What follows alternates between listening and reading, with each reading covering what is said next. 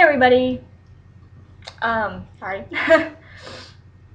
In today's video, I am going to be talking about some relationship rules in society that we've all been taught to follow or adhere to, for a long time. And, who knows who made these rules, who knows where they came from. They certainly weren't around 100 or 200 years ago. Hell, even like 50 years ago. So I'm going to make this video and explain my opinions on these rules and also why they're a little bit silly and don't make sense when you really think about it. So take what you will from this. I hope it provides some good insight and good advice, and remember, just don't overthink things. That's the biggest thing. Sorry, wobbled my desk a little bit. But yeah, don't overthink things, that's the biggest one. Anyway, here we go. Okay, so, first one is, playing hard to get. Sorry, lost my train of thought almost. Playing hard to get. This one is kind of stupid for a couple of reasons, because number one, if you're actively looking for a relationship, or somebody to date or whatever, obviously you don't want to be too hard to get. You don't want to be too easy, but you also don't want to be too hard to get. You don't want to constantly be playing hard to get either. Like, do you really want to sit there and get a text message from the guy or girl you like and have to force yourself to wait to reply just because you're trying to follow the rule of play hard to get? Come on. Now that it's been said out loud, do you realize how silly it sounds? Yeah. So playing hard to get, not cool. It's a lot of work that isn't really necessary, and it's the wrong thing you should be putting the work of the relationship into. Obviously, don't be too clingy or codependent on this person. Don't be hanging on their every word or on their every message or anything like that. But at the same time, don't be too distant and don't be too mysterious, Don't be too, head in the clouds. So that's the first one. Second one is, let me look at my list. What did I write there? Mentioning the ex. Now, this is a good rule for the most part, but if you went through something in a previous relationship that will affect your future relationships and how you feel about people and who you are as a person, then it probably should be mentioned, just so the person is aware of it. Like, if you were abused in your last relationship, verbally, emotionally, sexually, physically, whatever, they should probably know about that, because you have to get over that mental obstacle that being abused puts in front of you. So, stuff like abuse or a significant event that you went through with your ex, anything like that, they should probably know about that, just because, it's information that adds to who you are as a person and why you are the way you are. Other than that, don't talk about your ex too much, because nobody likes that. But if it has to do with how you are or who you're going to be in your next relationship, or why you have certain habits, whatever the case may be, let them know. Okay, so next one. Oh yeah, be easy going and lighthearted, and don't reveal too much about yourself too fast. Those two kind of go hand in hand, because everybody, I don't know so much about, well, they tell guys to be mysterious and not show their emotions, and they tell us girls to be easygoing and lighthearted and not too crazy right off the bat. Well, here's the thing.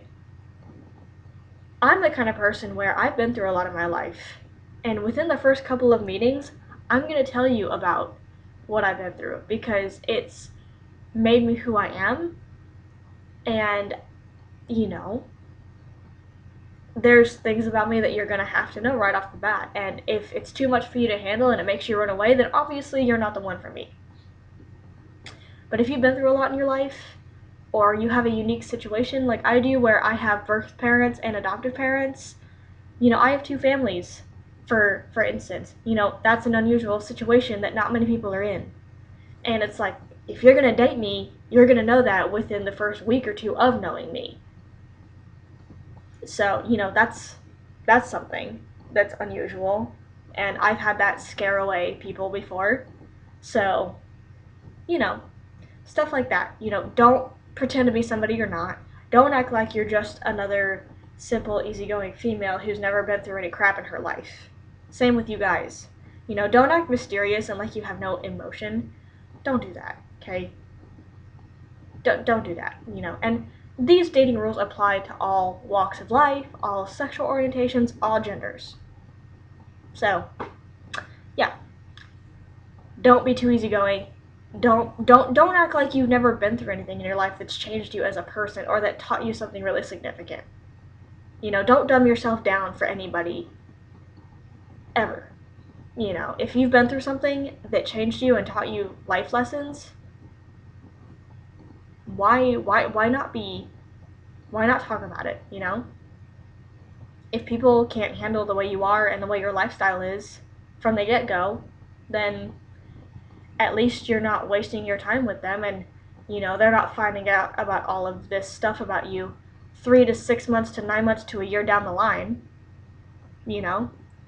So don't hide stuff from people just because they tell you to, just because society tells you to. Don't hide stuff from people. That's not good. That's not cool, especially if you're looking for a partner for life, or at least somebody you're going to be with long term. Hiding stuff from them is the last thing you should do. Just saying. So, yeah. Next one is waiting to have any type of sexual interaction with the other person. Now, people have different religions, different beliefs, different views about intimacy and all that. Well, to anybody who just wings it as they go, that's how I'm going to say it. To anybody who just decides to wing it, here's the thing. When you're in a relationship with somebody, for the most part, you guys have to be compatible enough to be able to stand each other on a daily basis. So, and that includes being able to be compatible in the bedroom. Now, there's rules about intimacy and sex in the Bible. There's society's rules about it. There's rules everywhere you go for everything. You have to decide whether you're going to follow those or not. That's every individual's decision. But, make sure you use protection, birth control, etc. And when you two are feeling it, whether it's the first date or the 6th date, do what you want. Because here's the thing. To one person, they may be amazing in bed. But to another person, they may be the worst they've ever had. Everybody's preferences are different. You gotta figure out if, they're good enough for you not in that aspect. Are they satisfying your needs? Are they making you feel good? You have to find out. It's one of the parts of a relationship that still is taboo in today's society to talk about, and it shouldn't be. And everybody, people call you some pretty rude names if you have sex on the first date, or the second date even. Like, people are mean. But it's just another form of compatibility that you have to have for a long-term relationship. Like I said, different beliefs about it, different walks of life, different religions, etc. But if you're one of those people who has to have sexual compatibility with your partner, then it's your discretion. That's all there is to it. It's your decision. And if they're not good enough for you in the bedroom, then decide what you want to do from there. If you can teach them some better habits, then do that. But if it's just not going to work, then it's not going to work. It happens. Don't overcomplicate it, though. Either they're good or they're not. Either they can learn better habits or they can't. That's up to you to decide. The last one is responsibility, taking responsibility. Whenever a relationship fails, it always takes two people. One person may, cheat, they may be unfaithful, they might do any number of things behind their partner's back. But when a relationship starts to fail, it's on both parties. One person might go looking elsewhere behind their partner's back, but the other person, could be too clingy and codependent and suffocating the other person. Or maybe the spark is fizzed out between the two of them.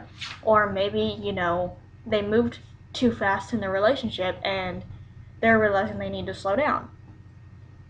Whatever the case may be, take responsibility for your actions, because it takes two to tango. It takes two for a relationship to go downhill. And it also takes two to make a relationship better again. And it is possible to pick something back up and make it go uphill. It is possible. Just keep your mind open to possibilities. Things are not always just black and white. And follow your own instincts and your own heart and your own mind. Screw what society says. They don't know what they're talking about anyway. Let's face it. They don't. So, there you go. But,